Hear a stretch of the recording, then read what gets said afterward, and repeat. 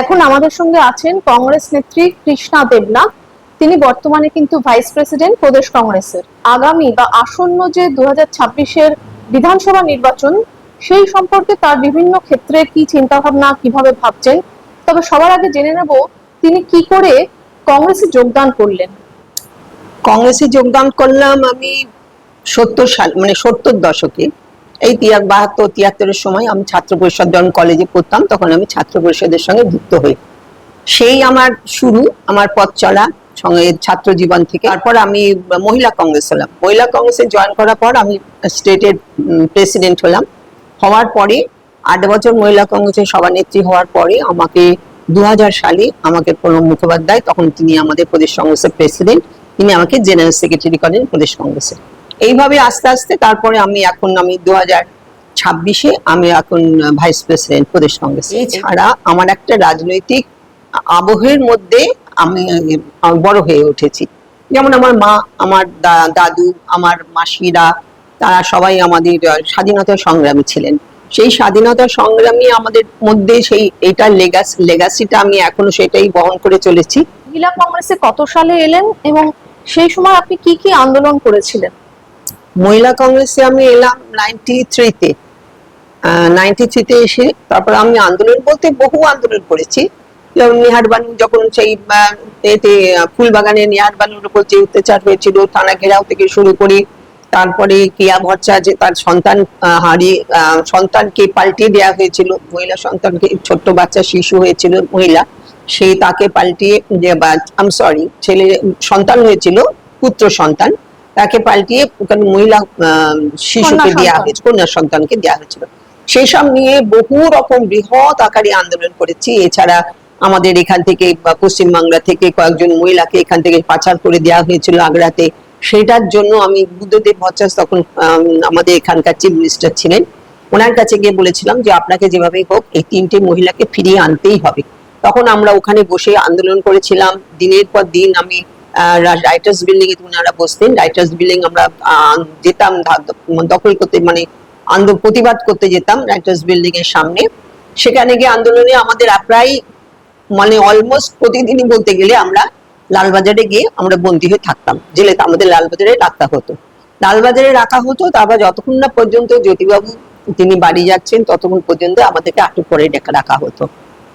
এইভাবে দিনের পর দিন, একটার পর একটা মহিলাদের উপর কিছু অন্যায় হলেই, কখনো বানতলার সময় আমরা খুব আন্দোলন করেছি, বানতলায় যে ঘটনাটা ঘটেছিল, তারপরে বানতলা, রথতলা, আবার নদিয়ায় সেই রথতলা, সেখানে গিয়েও আমরা সেই আন্দোলন করে এসেছি। সেই আন্দোলনের জন্য সারা বাংলায় একটা হট্টগোল পড়ে গেছিল। তারপরে তোমার যে পার্ক স্ট্রিট যে আন্দোলন, পার্ক স্ট্রিটে যে মেয়েটিকে গাড়িতে যে উপরে যে ধর্ষণ হয়েছিল, মমতা ব্যানার্জির আমলে প্রথম।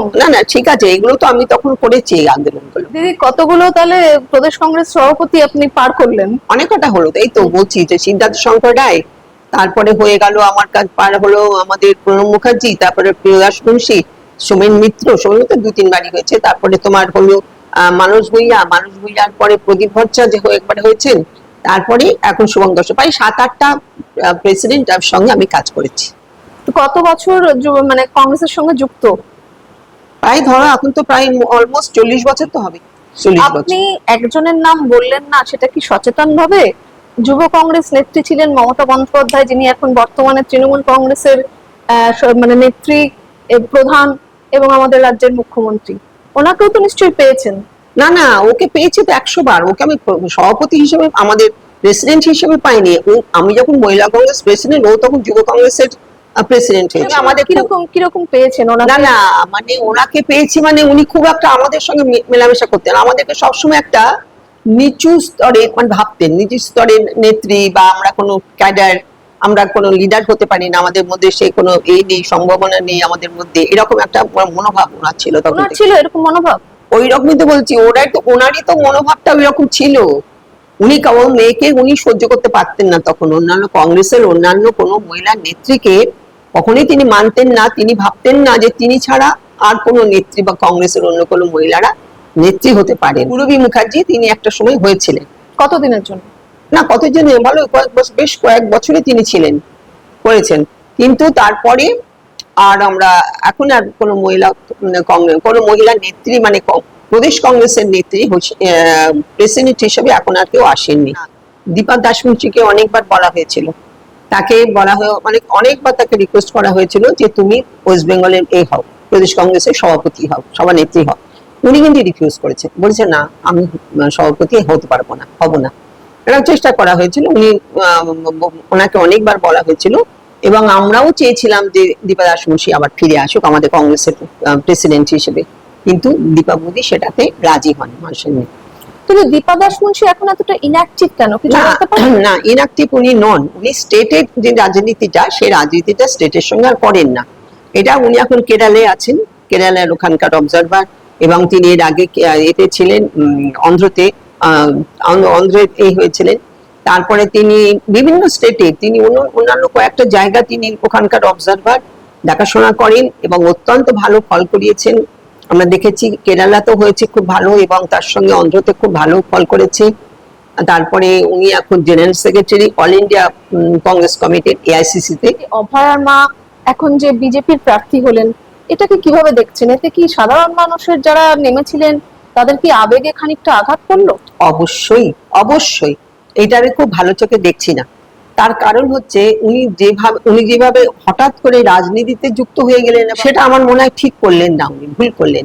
কেন, উনি যদি এখানে দাঁড়াতেই চাইতেন, যদি উনি সত্যি করে বিচার চাইতেন যে এই অন্যায়ের অভয়ের বিচার হোক, তাহলে পরে তিনি নির্দল হয়ে দাঁড়াতেন, আমি মনে করি উনি সত্যি করেই তিনি জিততেন। মানে আম জনতা এবং সমস্ত সিম্প্যাথেটিক গ্রাউন্ডে তিনি জিততেনই, তাকে ভোট দিতেন।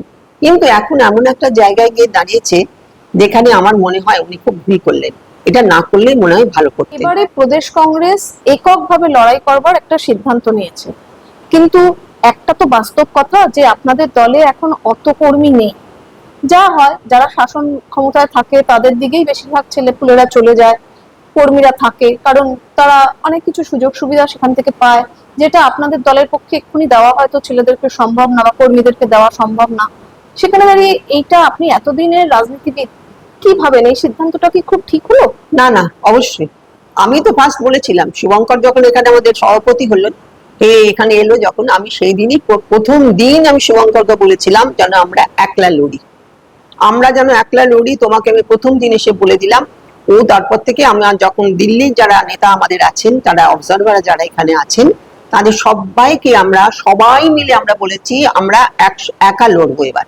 কখনো আমাদের তৃণমূলের সঙ্গে, কখনো আমাদের CPM এর সঙ্গে, বামেদের সঙ্গে, এই করে করে পরগাছা হয়ে থেকে থেকে আমাদের কংগ্রেসটা তলানিতে গিয়ে প্রায় ঠেকছে আর কি। আপনারা আমাকে হয়তো মুখ দিয়ে জোর করে বলাতে চাইছেন যে আপনাদের কর্মী নেই, আপনারা নেতা নেই, আপনারা দুর্বল। মোটেই না।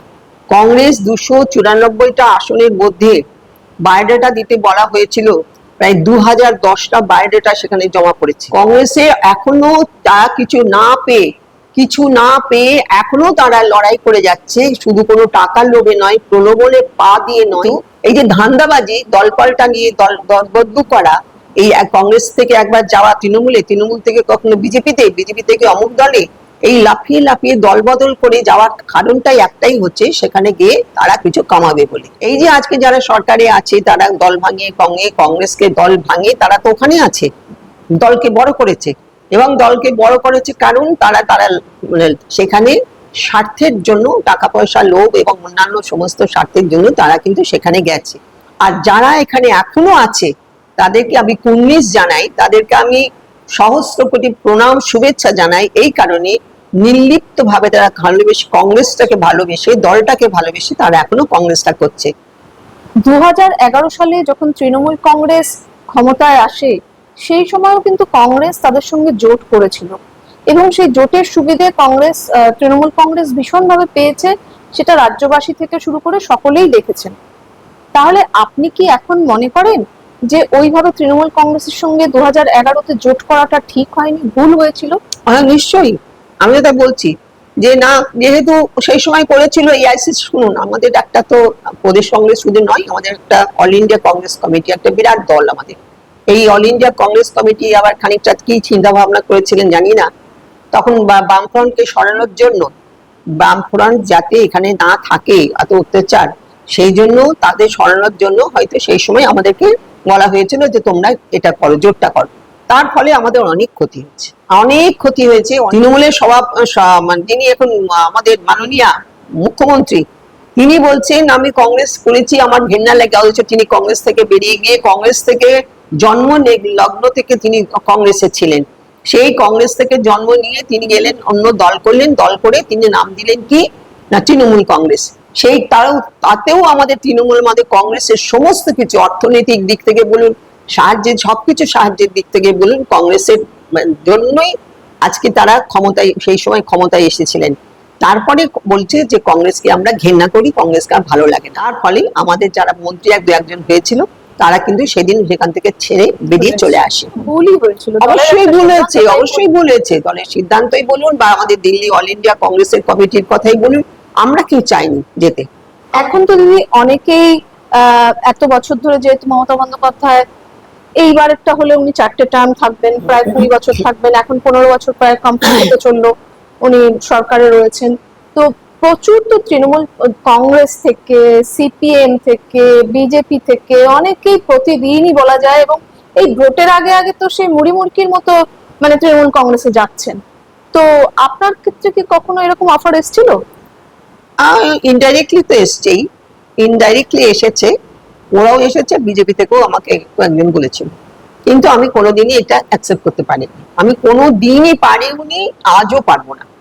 কেন? আমাদের সেই লোভও নেই, আমাদের সেই বাসনাও নেই, আর ওই মুখ্যমন্ত্রীর সঙ্গে কাজ করার মতো মানসিকতা আমাদের নেই, অন্তত আমার নেই। আমি পারবো না। কেন এরকম করে বলছেন? না, বলছি তার কারণে ওনার ব্যবহারে আমরা সন্তুষ্ট নই। উনি বললাম না, উনি বিশেষ করে মহিলাদেরকে যারা দেখবেন একটু কাজকর্ম করতে পারে, ডাকাবুকো, একটু লিডারশিপ যা দেওয়ার মধ্যে যার কোয়ালিটি আছে, সেরকম মহিলাদেরকে উনি একেবারেই পছন্দ করেন না। আপনাদের সঙ্গে তো সোনালী গুহ একটা সময় ছিলেন, সোনালী দিয়ে এখন কিন্তু মমতা বন্দ্যোপাধ্যায় সম্পর্কে নানা রকম কথাবার্তা বলছেন যেগুলো আমরা জানতাম না। তো সোনালী দিকে কি বলবেন? সোনালী দি এখন যেগুলো বলছেন সেগুলো কি ঠিক বলছেন মনে হয়? একদম ভুল বলছেন। একেবারে আমি সোনালীকে কখনোই আমি সাপোর্ট করছি না, আর করবও না। একজন মহিলা, সে আমাদের এখানকার মুখ্যমন্ত্রী, সেই মহিলা হিসেবে তাকে, মুখ্যমন্ত্রীকে আমাকে তো সম্মান দিতে হবে। আর সোনালী তো ওর একদম কি বল হরিহর আত্মা ছিল, দুই বন্ধু। তখন তাহলে বলেনি কেন সোনালী এই কথাগুলো?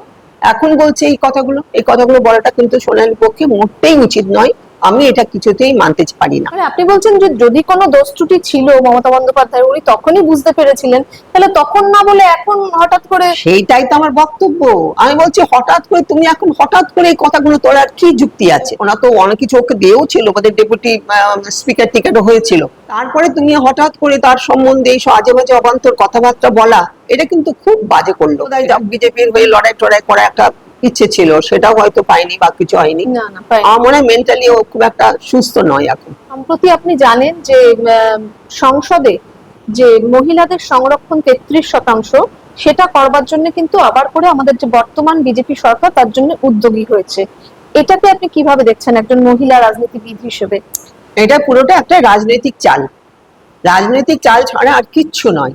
এতদিন আমাদের সোনিয়া গান্ধী বারবার করে, সোনিয়াজি এবং মনমোহন সিং থেকে শুরু করে আমাদের সমস্ত নেতারা, তারা বারবার করে একটাই কথা বলতেন যে 33% রিজার্ভেশন আমাদের মহিলাদের জন্য চাই। এটা বিল পাস করছে না, বিজেপি করেনি, ওরা সই করেনি, তারই জন্য এটা হয়েছে। এতদিন হয়ে যাওয়ার কথা।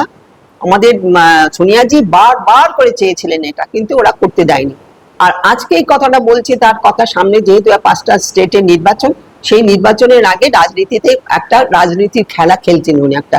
কিন্তু এটা হয়ে যাওয়ার পরও যদি ওরা ক্ষমতায় আসেও 5টা স্টেটে, কোনো দিন দেখবেন রিজার্ভেশন 33% মহিলাদের জন্য রিজার্ভেশন হচ্ছে না। আমি লিখে দিতে পারি, এটা পুরো রাজনীতি চলছে। প্রদেশ কংগ্রেস ভীষণভাবে অ্যাক্টিভ, এটাতে কি মনে করছেন? এতে কি দলের ফলাফলে কোনো প্রভাব পড়বে? অবশ্যই, অবশ্যই পড়বে। তার কারণ আমাদের অ্যাক্টিভ তো রয়েছে, প্রতিদিনই রাস্তায় আমরা আছি। আমাদের ইয়াং ছেলেমেয়েরা, অনেক ছেলেমেয়েরা এগিয়ে এসছে, নবীন যারা এখন প্রজন্ম, তারা এগিয়ে এসেছে, তারা কাজ করছে, তারা তার সঙ্গে সঙ্গে প্রবীণরাও আছেন। আর তার থেকে বড় কথা হচ্ছে যে আমাদের মুর্শিদাবাদ এবং মালদা জেলা এবং উত্তর দিনাজপুর, এই সমস্ত যে জেলাগুলো আছে, এই সমস্ত জেলাগুলোই আমরা আশা করি আমরা বিগত দিনেও আমরা ভালো করতাম, এখনো আমাদের আশা করি এবার আমরা হয়তো মুর্শিদাবাদ এবং মালদা এবং উত্তর দিনাজপুর, এই সমস্ত কয়েকটা পকেট আমাদের আছে ধরা, সেগুলো থেকে সেখান থেকে আমরা কিছু আসন অবশ্যই আমরা পাবো। কংগ্রেস এমন একটা দল, অসাম্প্রদায়িক ধর্ম নিরপেক্ষ গণতান্ত্রিক একটা এতে বিশ্বাস করি আমরা দলে। সেই দলের আমরা সেখানে এসসি এসটি ওবিসি সমস্ত রকমের সম্প্রদায় সমস্ত গোষ্ঠীকে নিয়েই কংগ্রেস চলে। কাজে কংগ্রেস কিন্তু গণতন্ত্রকে মেনে চলে, কংগ্রেস সংবিধান মেনে চলে। কংগ্রেসের মতো সংবিধান মেনে কেউ চলে না, কেন কংগ্রেসই একমাত্র দল যে দলে হিন্দু মুসলমান শিখ খ্রিস্টান জৈন সমস্ত ধর্মকে নিয়ে সমস্ত বর্ণকে নিয়ে, কি আমাদের সাঁওতাল কি বলুন আপনি পিছিয়ে পড়া জাতি যারা পিছিয়ে বর্গ যাদেরকে বলা হয়, তারা প্রত্যেকে আমরা কংগ্রেসরা সম্মান করে এবং পদমর্যাদায় তাদেরকে বসানো হয়েছে, তারা আছে। মুখ্যমন্ত্রী মমতা বন্দ্যোপাধ্যায় বা তার সরকারের বিরুদ্ধে প্রচুর কিন্তু দুর্নীতির অভিযোগ। আপনি নিজে একজন রাজনীতিবিদ হিসেবে, মহিলা রাজনীতিবিদ বলবো না, রাজনীতিবিদ হিসেবে আপনি কি মনে করেন এই সরকার, যদিও তৃণমূল কংগ্রেসই যদি আবার সরকার গঠন করে, তাদের কি কি রেকটিফিকেশন দরকার? বলতে গেলে তো অনেক কিছু বলতে হয়, রাত কাভার হয়ে যাবে, ও বলা মুশকিল। তবে হ্যাঁ, বলতে পারেন, তবে অবশ্যই বিশেষ করে চাকরি চুরি করা নিয়ে আমাদের মাঝে সব থেকে বড় খারাপ লেগেছে। 26,000 ছেলে মেয়ে যারা শিক্ষক, তাদের চাকরি চলে গেছে, দিনের পর দিন বছরের পর বছর রাস্তায় তাদের দিন কেটেছে, রাস্তায় তারা রয়েছে। তাদের যে টাকা, তাদের চাকরি চুরির টাকা নিয়ে যেভাবে পার্থ চ্যাটার্জি এবং তার ওই যে গার্লফ্রেন্ডকে নিয়ে তা দেখা গেল যে দেখাচ্ছে যে ঘরের মধ্যে স্তূপীকৃত টাকা, রাশি রাশি টাকা, টাকার পাহাড়। এইটা কেন হবে?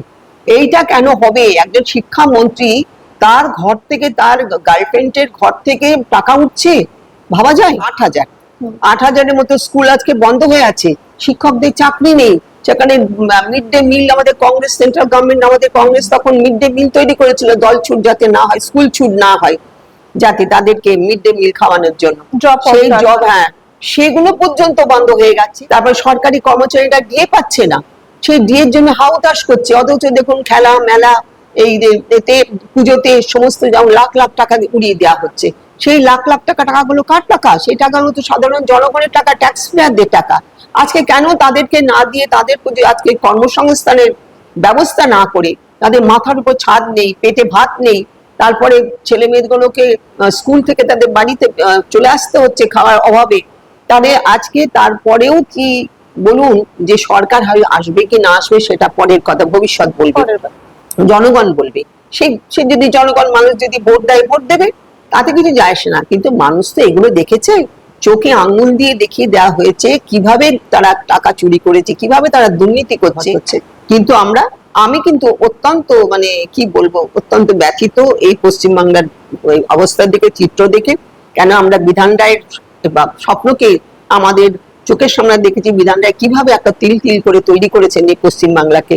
সেই জায়গাটা থেকে আজকে আমাদের কোন জায়গায় এসে পৌঁছেছি, দুর্নীতির আখড়া, সেখানে আমাদের অত্যন্ত দুঃখের এবং বেদনাদায়ক একটা ঘটনা।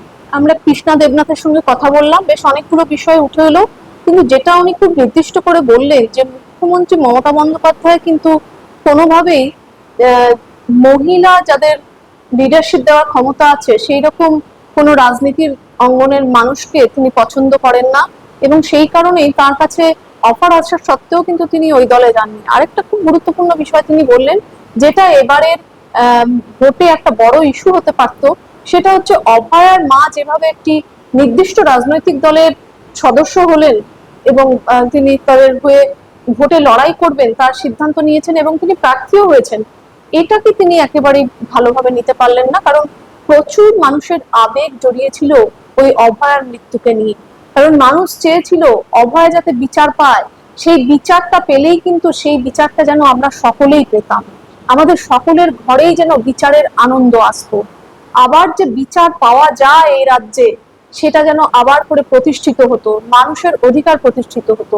এইগুলো নিয়ে কিন্তু দীর্ঘদিনের রাজনীতি করা এবং একটি স্বাধীনতা সংগ্রামী ফ্যামিলি থেকে আসা কৃষ্ণা দেবনাথ বেশ খানিকটা ক্ষোভই প্রকাশ করলেন।